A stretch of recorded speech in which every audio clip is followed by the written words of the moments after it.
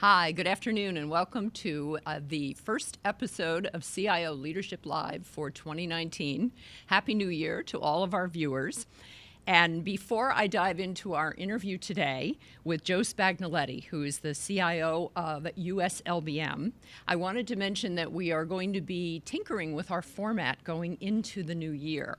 We are scaling back to a 45-minute broadcast and interview, and then from those interviews going forward, we're going to pull out specific topics that we can kind of mix and match different CIOs on. So we will have many more products and things for you to click on and look at when you come and you join us on Twitter.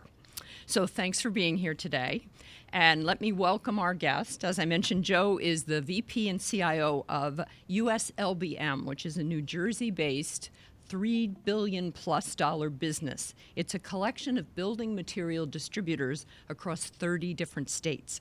It's one of the largest such distributors in its industry and one of the fastest growing companies as well. Joe joined LBM in late 2017 after spending 3 years running his own IT advisory and consulting firm. Also during the last 11 years, he has been working with Cooper University Healthcare as a member of the Board of Trustees. And last year, he served as an adjunct professor at the Fox School of Business at Temple University. Here at CIO, we've known Joe for many, many years, from his 18-year tenure at the iconic Campbell Soup Company, where he was a senior vice president and CIO. Joe, welcome here. It's delightful to have you. Well, it's great to hear that. I would never have been able to summarize that myself. Well, one thing editors have to learn how to do is summarize. So let's start out. I know from when we talked a little earlier, and I got to learn all about USLBM, one of the things that stuck out to me was the unique nature of the way the company is using technology as a market differentiator. So I wanted you to, let's start out with that and tell me what you mean by that. Yeah, sure. So the lumber and building materials industry is not typically known for being very high tech. Mm-hmm. We have a very progressive thinking and energetic CEO, LT Gibson. And when LT founded this company, he comes from a long background in this industry. He's quite technically adept himself. And he realized that there was an opportunity to take out cost and do things differently in this industry. And as such, he's kind of woven tech into the fabric of this company. So there's an expectation every day that technology is something that we will use to help drive more commonality, to move things faster, more importantly, to serve. Like he really sees technology as a tool to serve our more than 30 operating companies that we actually have at USLBM. Yeah, well, and I've always been fond of the idea of IT not just aligning with or even serving the business, but accelerating the business. That's been a favorite hobby horse of mine over the years. Yeah, and our business model, we acquire and we grow organically. But a lot of these companies that are all market leaders in their area over the years have not invested lots of money in technology. Right. And it's difficult to sort of break that barrier to jump ahead.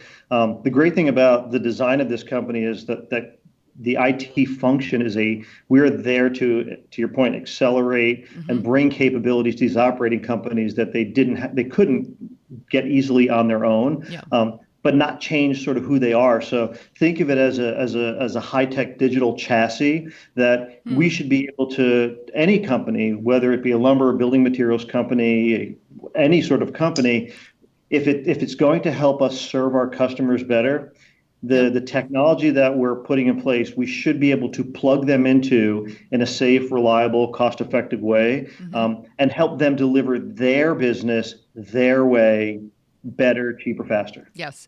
Well, and you mentioned that this is essentially a $3 billion plus startup, certainly in the way it approaches and thinks about the market, but the company is not brand new.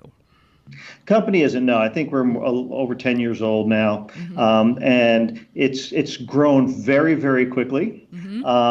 And part of that speed has been leveraging scale as it's been scaling, right? And technology has been a way we've done that with some ERP systems and some analytics that existed is sort of in their space as this company grew. But essentially, we behave and we work as a startup. We don't really have a corporate headquarters. We have a mailing address, but the IT team, the majority of them are based out of Hamilton, New Jersey. But we are a very large teleworker corporate environment, so we don't actually have a sort of big center of gravity. So we've been designed to be quick to make decisions, to connect, to be mobile. So who we are is about accountability and delivery, not so much about structure and hierarchy and facilities and facades. So when you think about that, it's very much like a startup. We sort of see where we have to go. The bureaucracy is incredibly low and the accountability is incredibly high. So we're growing, we're not cutting and slashing, but we're incredibly cost conscious. So we are always looking for ways to deliver things cheaper. It's a little unusual. A lot of times when companies are in scale-up mode, they spend a little recklessly just to get where they have to go, and they sort of bring it all back and sharpen it up. We are not that way. We are actually the opposite. We sharpen and make sure that we've gotten the most out of what we can do before we grow or invest more. So what's happening is we're able to invest in IT continuously, I believe, for quite a while, and still not get to that place because of the company's growth rate. Okay. Well, and a little later, we'll talk about some of the more specific technology initiatives that you have underway, because all this was not necessarily in place when you got there a year ago. This is a lot of what you've been building and the foundation that has been changing and all. One of the terms you used when we talked, you said that you want to be organizationally light, network light, server light, and that this was the new IT light. When you think about new IT light, not just at USLBM, but what you're seeing maybe out in the market, talk a little bit about that.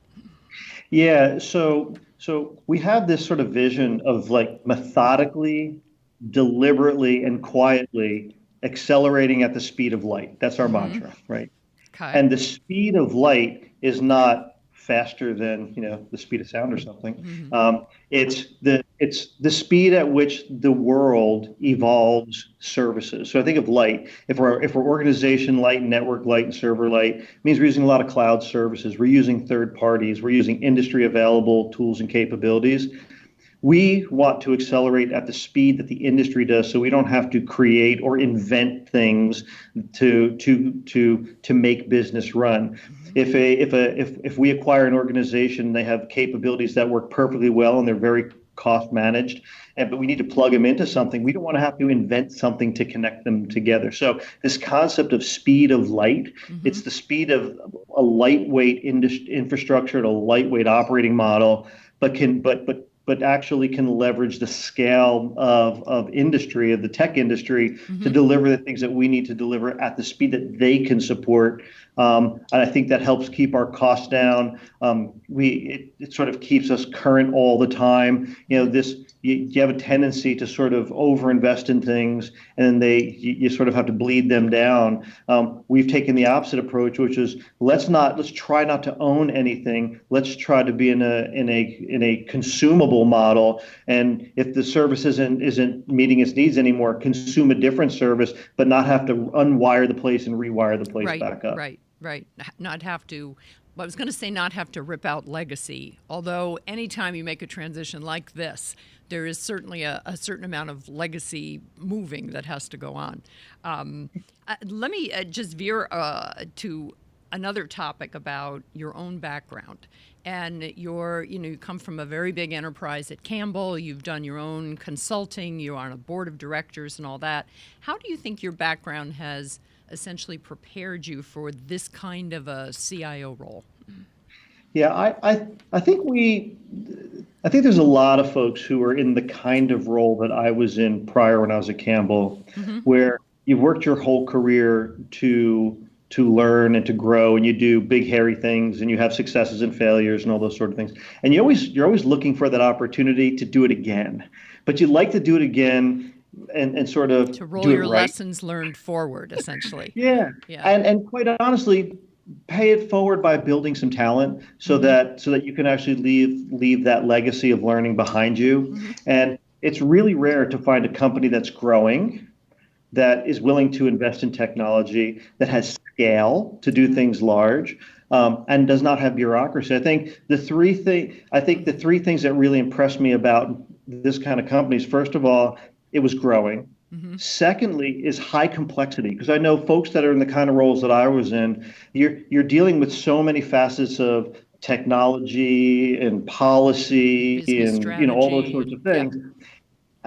And it has a very contemporary corporate culture. So a lot of times to get scale, you have to get bureaucracy, right? So this is sort of so I think all the work that I've done in building sort of enterprise shared services and dealing with policy and dealing with cyber and some of the external things that we've done in regulated businesses gives you the ability to sort of walk in here and put a landscape of vision for what could work, based on where you ended up, not having to do all the lessons learned again. And I think that the fact that we are complex, the fact that we have a very contemporary decision model in corporate culture, gives us the ability to create a very large company quickly with that contemporary learning. It's a really rare opportunity, and CIOs that get the opportunity to do this kind of thing, it's incredibly gratifying because people pick it up and they run with it because they can see the value in it. Yeah. Well, I've definitely gotten the sense in talking to you recently that you're having a lot of fun. It is a lot of fun. And as we talked before this, I did have a head of hair, and I will change my picture. It is very, very tiring. I was totally not going to bring up your hair, Joe. It's tiring, but it's sort of like energizing. Like you go to bed every night like in a ball of flames, excited to wake up and continue the journey, because there's so much. You don't have to break things, and you're putting things together. It's like it's like being a master architect and builder with a company who craves it. And there's some really interesting things about a startup in mindset, which is I talk about this all the time, shadow IT. We don't ever think here about shadow IT, because the goal is to improve our customer experience and to grow our business. Our mindset is there's a set of things we do at a corporate level, and there's things that are done locally, and our job is to create services that make the local things better, cheaper, faster, not rip it out and replace it. If there's things that we need to deal with, perfectly fine. But if my HR person comes to me and says, listen, I want to put a portal in, great, here's the rules, right? LDAP compliant, SAML compliant. Find the thing that works best for the company. We'll help you make sure it connects up well. We'll make sure that it's safe and secure with our company and what the rules are, but you can go. And it's a totally different model, because that person is then empowered to make the choices themselves, to get the help that they need. And if it's good for the company, it's good for the company. The function plays a very limited role in that process. And we do that everywhere. Well, and it's essentially enablement instead of control. We are completely a service function. We are not a control function. Okay. Let's fly up to the 30,000-foot view, a bit over your industry. I'm interested in what are the big disruptors going on in the building materials industry right now, and how are customer demands and expectations changing? How are they shaping what companies like yours need to do? Okay, I'm new to the industry relatively, so we'll caveat that. But my experience the past 12 or so months has been that there's a lot of consolidation taking place in our industry. And with that consolidation, you have smaller, locally owned businesses that have personalities and ways of doing things. And as those things come together, the more senior folks are taking this moment to step away and leaving the operation in the hand of the next generation. It's sort of and I've seen this several times so far. And these are folks who understand their business incredibly well, but have a different vision for how to operate it using more contemporary capabilities, just because they just have more experience with that in their life.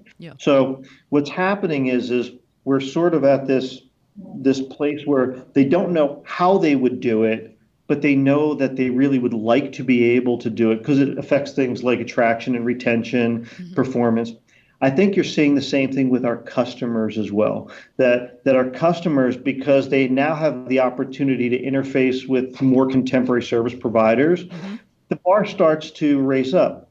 The challenge, I think, for folks in technology in our industry is that the fence right now is straddled by both sides. We have in single organizations those that are working sort of more the legacy ways, and those that would like to work in a bit more contemporary way. And what happens is you in some respects you've got to satisfy both.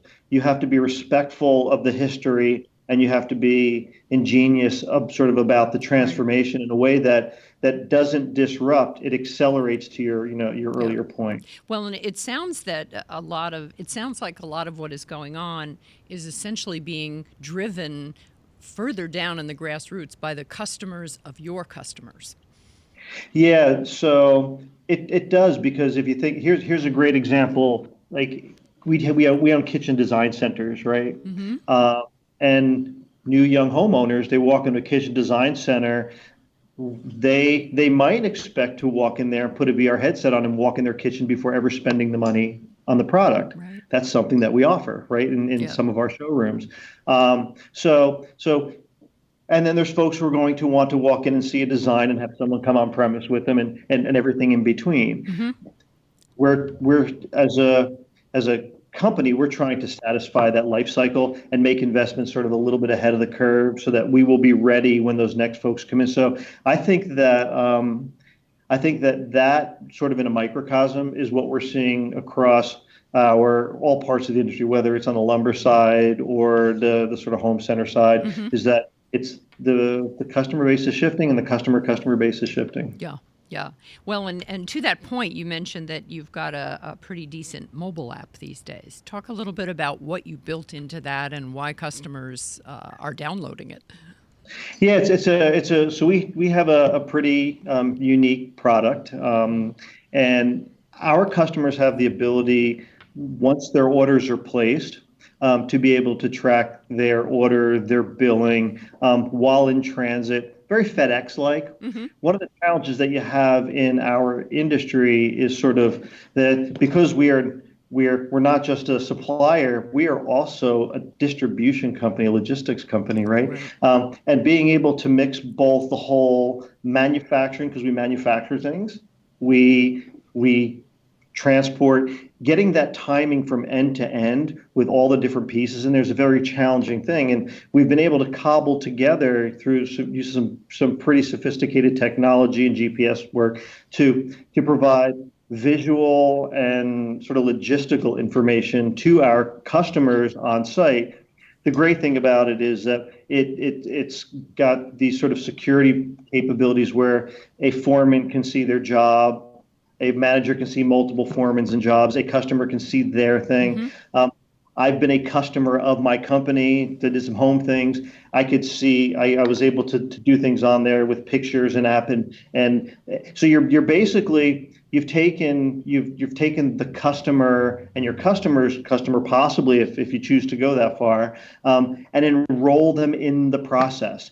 So they're not left wondering. So if you think about putting a crew on site, it might rain today. Do they show up or not? Do we deliver the stuff or not? That's a dialogue, and that's money, and that's time, and there's a lot of logistics that go into that, especially if it's very large, or if we're delivering in New York City, right? There's a lot of commitment there. So being able to have that dialogue from the supplier through the customer and the transportation all together is really unique. And we do that at a very discrete level. Okay. Now, I think most Americans, when we think about remodeling and home building, we think about the two big guys, the Home Depot and the Lowe's of the world. What is the relationship with LBM and those two giants? Is it that your direct customers are working with Home Depot and Lowe's and those sorts of bigger companies? Well, actually, we service the professional builder and home remodelers. So there's a certain level of quality product that we provide that may not be available in the big box stores. There's a certain level of service in terms of professional services that go along with our products. I won't get into all of them, but that differentiate us. We're neighborhood driven or we're community driven. So the professional builders that are working with us are folks that have been probably customers of ours for many, many years, for decades. Okay. And so what's special about us, I think, is that we're broad line and we're full service. And other than a few sort of product areas, we can service a home builder almost from bottom to top, and more importantly, be that reliable service delivery person, quality, accuracy, pricing. Because we are so large and we are broad line, we have the ability to create scale in our pricing models for our customers. So we have the ability to afford them certain quality of product at prices that you couldn't get from other types of suppliers. Okay. Well, and I was just thinking, so far in our conversation, you have sounded more like a top business executive than a top technology executive. So I feel like I'm required to ask you about tech at some point. Let's talk about that. Let's talk about the tech initiatives. I know you've got an upgrade of the ERP platform going on where you're moving that into the cloud. A lot of it is cloud-based, what you're doing with Enterprise Data Warehouse and so forth. So sketch out for us, going into 2019, what are the big tech initiatives you're working on? Okay. So we are moving very directly out of the off-prem market, right? So we are moving to cloud-based services. It's a declared strategy. In the ERP world, we've gone public with this. We are a client of Epicor. Their BizTrack product, and we're in the process right now, and we have a multi-year plan to upgrade our operating divisions into that platform. It is hosted in the Epicor world. The big opportunity there is it gives us a bit more speed and scale versus the things that we're using today. Okay. Coupled with that, we have an enterprise data warehouse that we have built kind of small scale, and now we're going full scale with it. It's a MicroStrategy product set on Oracle and Oracle ODI, all in the cloud. And that will be designed to be the sort of centralized hub for all that we do. Okay. And we're actually in the process of upgrading our entire email and communication to Office 365. Because we grow through acquisition and organically, greenfields, those sorts of things. There's so much movement in the operations of our business that's you sort of can't just do this sort of monolithic thing. You have to be able to bolt things in along the journey, and voila, you're eventually there. We do it based on value and impact to the company. Yeah. So our email rollout or whatever we're doing in the entire 365 suite versus the types of information and locations that will take our enterprise data warehouse reporting and analytics to, and the ERP system, those are actually, it's not a sort of a linear sort of schedule. They're pieces going in different places based on impact. So think of it as sort of a portfolio view, a portfolio value view, and that's the way we're driving it. I was thinking that it's almost like a service catalog approach. It's exactly a service catalog. As a matter of fact, we have an enterprise service catalog. We do track our legacy technology, our future technology. So you're managing life cycle from on-prem to cloud based on value. And it is the way we actually, when we do an acquisition, we assess our technology sort of plug-in. We may acquire a company that's technically astute, and there's a few things that we could offer. There's some that have absolutely nothing, and we use the service catalog and a sort of a centralized deployment model using our business partners, so whether it's HR or operations or finance, who take the lead in most cases in presenting those services to the operating company. So for example, if it's we acquire a new company and we use ADP. The HR team has the ability to go out and to work with that operating company immediately, bringing them onto that platform. Yep. And it's not an IT challenge. It's all been designed so that as long as they get into the service what they need, everything else will flow as it needs to flow. Okay. So think about corporate IT service catalog as a chassis with all these, service capability adapters that is the model that over the last 12 months, we've been building. Okay.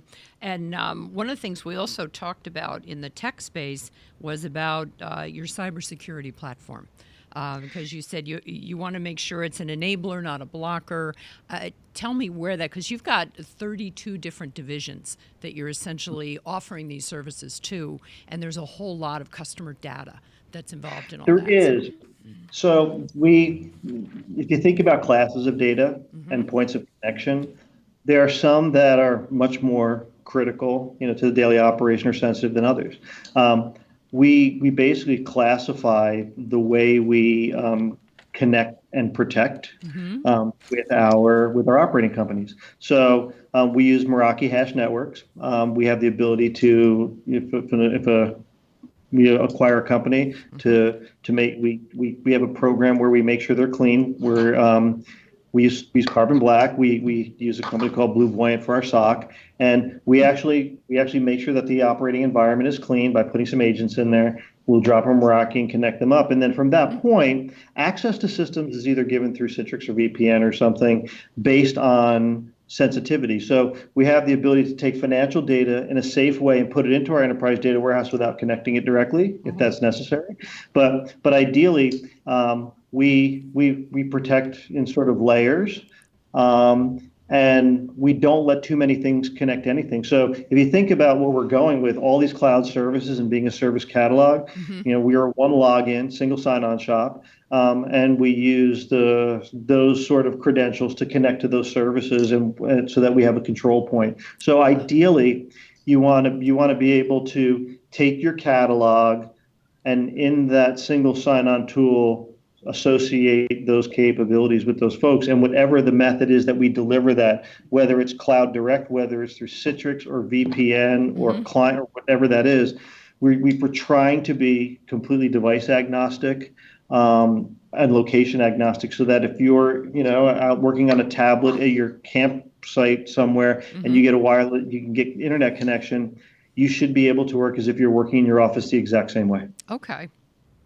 Well, a lot of what we've been talking about is actually very much enabled by the state of technology today, the different emerging technologies and how they are impacting your business. I would imagine, for instance, that this is much faster, maybe not less complicated, but much faster and more guaranteed to do than, say, building a very bureaucracy-heavy enterprise approach to cybersecurity. What have you noticed about that most in the past year? I think when you decide you're not going to be control-oriented and you're going to be service-oriented, you have to realize that there's only so many things you can offer, right? Yep. And they have to be targeted at sort of certain use cases. Okay. So as technology's gotten better and we can classify information flow and all that sort of stuff, we can tune the services that we offer to specific classes of data to protect them. That makes it a whole lot easier to roll out.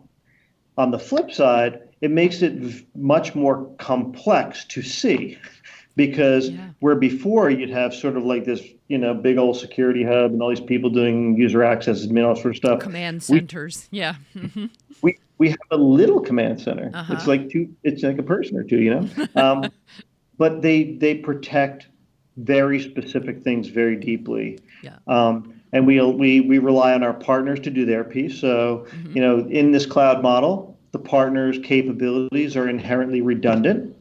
We account on them through our contractual processes and those sorts of things to protect certain classes of data certain ways.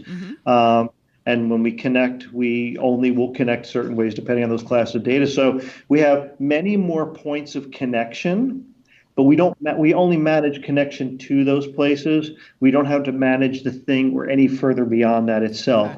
So even in our operating companies, there's some where we'll just drop something on the edge because what's happening inside is perfectly fine. Or there's some places where we'll go with our cyber program much, much deeper because we feel like we have to get our arms around more. Okay.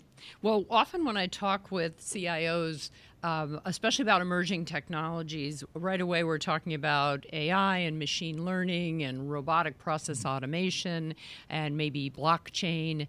But when I asked you that same question and when we talked initially, you right away started talking about the whole concept around automation and how much that has changed.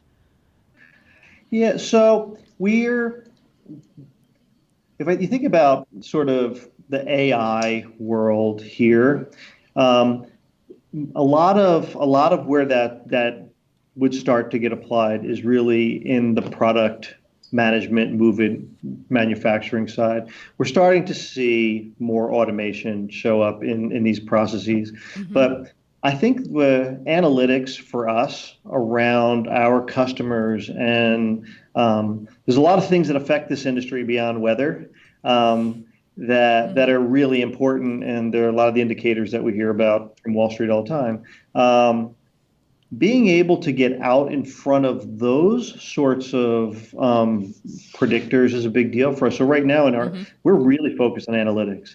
I mean, we're collecting data from lots of places now, and in our world, it's more the predictive analytics piece of, I think, of our investment plan that will pay dividends sooner. Things like blockchain and being able to, verify origin of like where some wood came from, or may be important at some points. And I'm sure we do get some, we get some of that data today. Yeah. But it's not the thing that's going to drive whether or not our customers are going to buy from us at this time, right? Okay. The machine learning stuff, actually, and the AI stuff, I think plays a more important role for us on the cyber side, a la like a Darktrace or something like that, where there's more advanced analytics, doing monitoring of your sort of behaviors, your data behaviors and patterns in your environment to get out in front of threats. I think as an industry, we probably would get more value in some of those things on that side of the house, because this is a business where if you were to lose email for a couple of hours, it really is like the Visa commercial. Businesses stop running because it's a very human to human oriented business. This isn't like where we have a manufacturing plant that's running 15,000 widgets a minute, and they go on giant pallets and, hundreds and hundreds of trucks going to like a massive distribution center in the Midwest. This is sort of like, I've got a crew on a site 20 miles away who need this thing there right now. And if that change order didn't drop, and that stuff's more impacted for us by mistakes or errors or issues that are taking place in our network or in certain applications. I think for us, a lot of that machine learning and AI sort of stuff in the heartbeat of our company is probably going to be more valuable in the short term than accounts payable bots and all these, kind of thing. Yeah, that makes sense. Let me switch gears once more. Well, I always tend to connect these two ideas about things going on with emerging technology and whether CIOs have a specific innovation strategy. Sometimes the approach is a very formalized structure. Sometimes it's much more unstructured and kind of easygoing. How would you describe your philosophy and your approach to innovation now in this new role? Yeah, so we have, I guess this is maybe a personal thing, but the concept of innovation, I think of as invention. And coming out of a consumer packaged goods world, innovation was a different thing. It was sort of science-based. It was creation. Yeah. I've tended for many years now to think of in IT as ingenuity. How do you take things that exist and put them together to get more out of them as a whole? Yeah. And I think, to me, speed and cost management and value come out of the ingenuity that you get from people coming together with different experiences, understanding things differently, process, technology, data, and cobbling together things that natively work well together. So you talked about the the complexity before it's, as a startup, we don't have a lot of complexity in all the stuff we have. We have a lot of complexity in all the companies we own. Mm-hmm. There's a ton of value to be unlocked in each of those by cobbling together pieces of things, of services that we have to take what they have today, wrap it or shape it or understand it differently, and then service the customer. A big piece of what we're doing in the USLBM sort of centralized IT group is looking across the operating space. So we have some that use manufacturing and some that do design and some that do installed sales. And there's all these capabilities that wrap around those kinds of things. Mm-hmm. The learning from a manufacturing environment to maybe a different sort of install sales environment, are there things to be learned between the two where they naturally would not have overlapped? Yes. We have this 30,000-foot view of sort of efficiency and processing capability and data interchange that we can bring collections of things together that people wouldn't have naturally assembled to give them something that they probably would not have sort of imagined to do because they don't see the whole picture. Well, that reminds me of that the marketing slogan, that what marketing is there for is to offer you something that you never knew you always wanted. I've always liked that a lot. And for years and years, probably from all the time I was with CIO Magazine and then before that at Computer World, we often talked about the CIO role as the helicopter view over the whole environment. And just what you were saying, like knowing those different pieces to put together. But lately I've hit on a better description, I think, for it, where IT is more like a central nervous system. The helicopter view felt a little too distant to me, like floating above it all and not really that involved. And the idea of a central nervous system for the company, and a lot of what you've said about LBM just seems like you're a demonstration of that idea.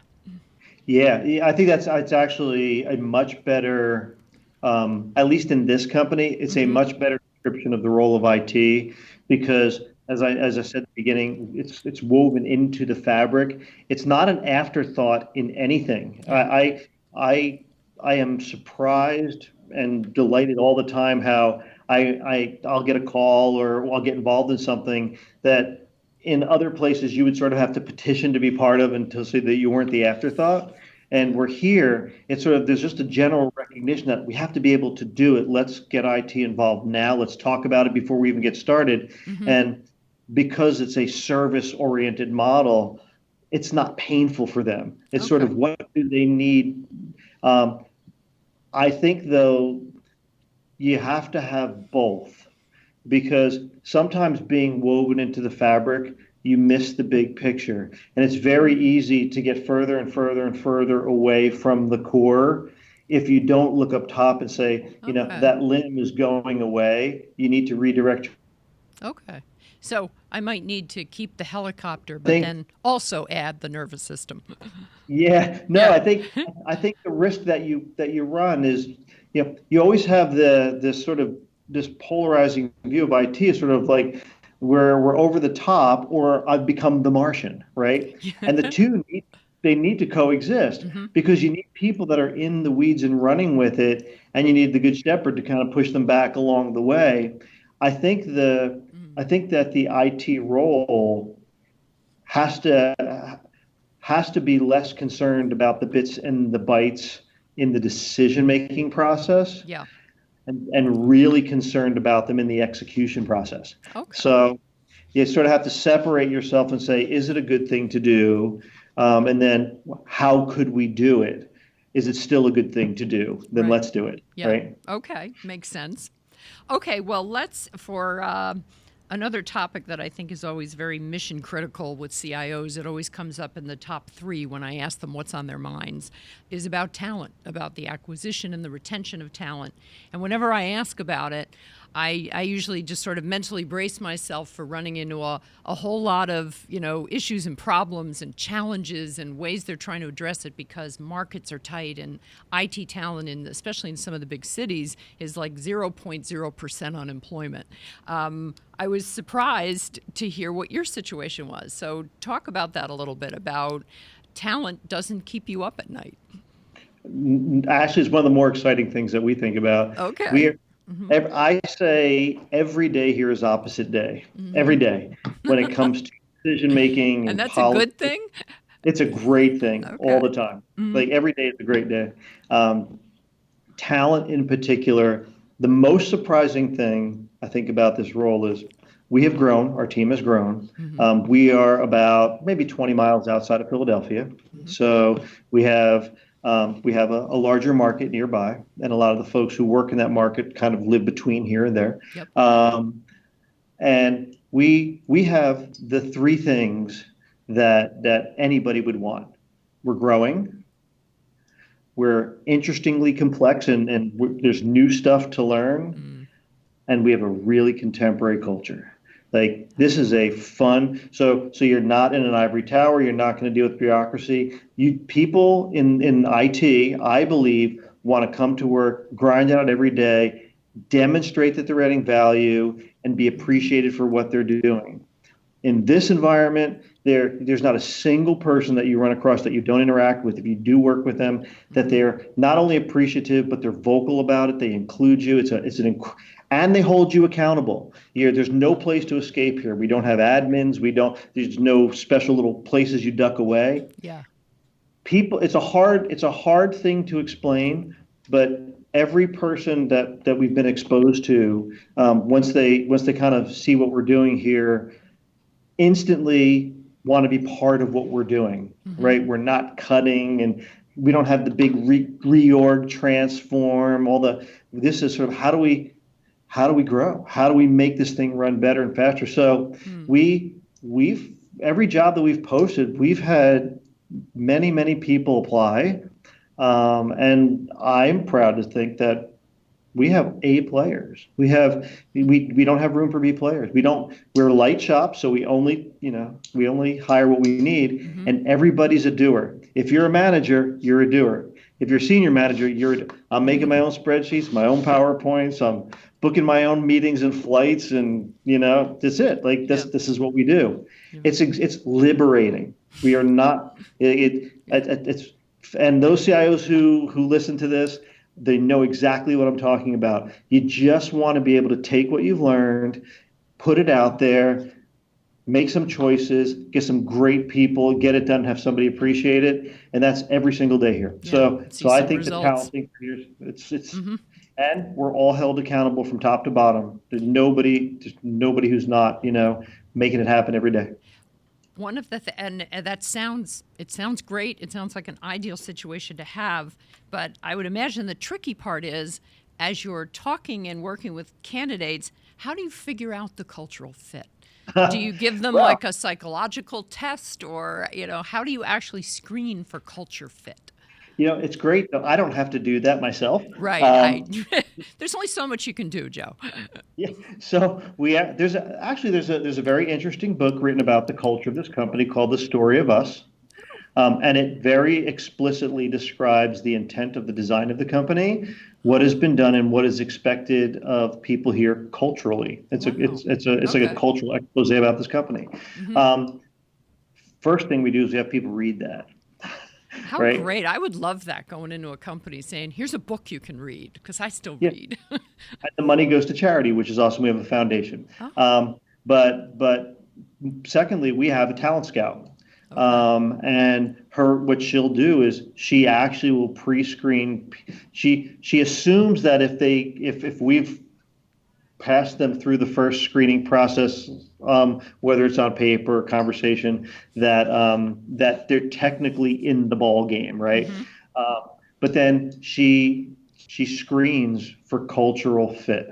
Okay. And they won't make it to an in-person interview if there's not a high degree of likelihood that they would fit culturally. Interesting. Well, I have another CIO friend I was talking to, and when you said that you hired doers, that's really important. He talked about it in terms of wanting to hire more builders. He wanted to get away from hiring managers, and even though they might be management position, but he wanted people with a builder mindset. And, I agree. And I think that's going on with, and this was this particular CIO is at a giant enterprise, a $75 billion company. Imagine how much harder it is to do that with the bureaucracy that you have in place around you. Exactly. My final question for you, Joe, is always the kind of when we talked about leadership and balancing all the competing demands on the CIO role, I was very interested that you said we don't have an IT agenda. So tell me what, as the CIO, how do you collaborate with other business executives there? How do you make sure that you are part of the agenda and that there doesn't need to be a separate IT agenda? Yeah, there's not. There's just a company business agenda, right? So I'm part of the executive leadership team, and we meet on a regular basis. I have an IT steering committee, and we meet monthly, and that's with the executives both on the operational and on the corporate side. And we walk through things at the most senior level. So we look at our numbers, we look at talent, we look at company strategic direction, and we make choices to move the company in those places, and IT is part of that decision. There's an IT strategy that underpins our ability to do those kinds of things, right? So whether it's cloud or ERP or mobile, all the same things that there's nothing rocket science there. It's the how do you. I would say what's a little different about the managing sort of that agenda is that we're not managing an IT agenda. The company is managing a business agenda. So if we need to do something, it's going to involve staffing and technology and funding and change management, and this is a do it crowd. So well, who do we need to do all those things to make that thing happen? They think about the outcome, that we need that thing working well. All the parts come together. I have a service catalog of offerings that we run every day, but the change events, the programs, the new things like the ERP or the enterprise data warehouse, none of them were sort of contrived through an IT thing. Those we're making this business change. What are the inhibitors? What are the things we need to do? And quite honestly, the participation by the non-IT folks in those is significant, and the ownership is significant. And we are a partner in that we're not held accountable for the IT agenda. Right. There's a business agenda, and we're woven into that. And everybody's in that. Well, and it seems, especially with the kind of culture that you have at USLBM and the business you're in, it seems particularly appropriate, that you'd all be builders and kind of pitching in together, because think of the way a house gets built. It involves a lot of teams. It actually feels like that. It does not feel corporate-y. It actually feels like we're constructing all the time. Okay.